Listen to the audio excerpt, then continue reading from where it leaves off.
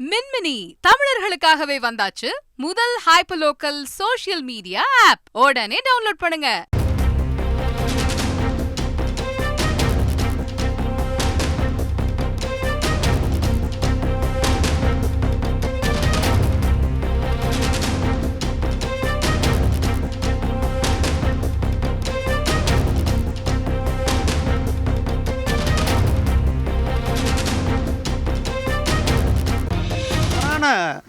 தகவல்களை பாராளுமன்றத்தில் சொல்லி கொண்டிருந்த நேரத்தில் நாம் தவறான தகவல் சொல்லாதீங்க.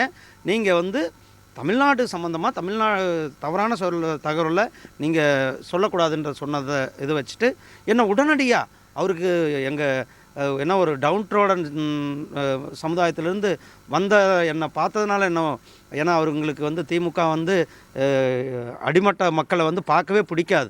அப்படி பார்த்தோன்னே நீ you are unfit minister, you are unfit இப்படி சொல்ல வேண்டிய அவர் என்ன சொல்லலாம், வேறு துறையினுடைய அமைச்சர் அவர் பதில் சொல்லணும். நீங்கள் அப்படி விட்டு நீங்கள் அன்ஃபிட் அமைச்சர் என்று என்னுடைய கிட்டத்தட்ட 75 ஆண்டுகளுக்கு பிறகு சுதந்திரமடைந்து இது திமுக யாரையும் பண்ணலை.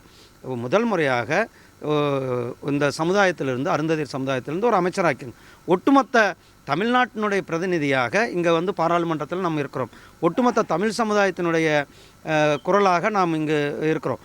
அப்படிப்பட்ட நேரத்தில் ஒரு தமிழ்நாட்டை சேர்ந்த இருக்கிற ஒரே அமைச்சரை அங்கே ஈவன் தமிழ்நாட்டிலிருந்து பாரதிய ஜனதா கட்சிக்கு ஒரு எம்பி கூட இல்லாத நேரத்தில் கூட நம்மளை வேறு மாநிலத்திலிருந்து எம்பி ஆக்கி அமைச்சராக்கி தமிழ்நாட்டுக்கு சேவை செய்வார். அப்படிப்பட்ட என்ன அன்ஃபிட்னு சொல்லி ஒரு அன்பார்லிமெண்ட் வேர்டில் யூஸ் பண்ண திரு டிஆர் பாலு அவர்கள் அதை இங்கே வெளியில் அதை அப்படியே திசை திருப்புற. ஏன்னா திமுக எப்பயுமே திசை திருப்புற வேலைகளில் தான் பேர்டனை ஷிஃப்ட் பண்ணுற வேலைகளை தான் பார்ப்பாரு.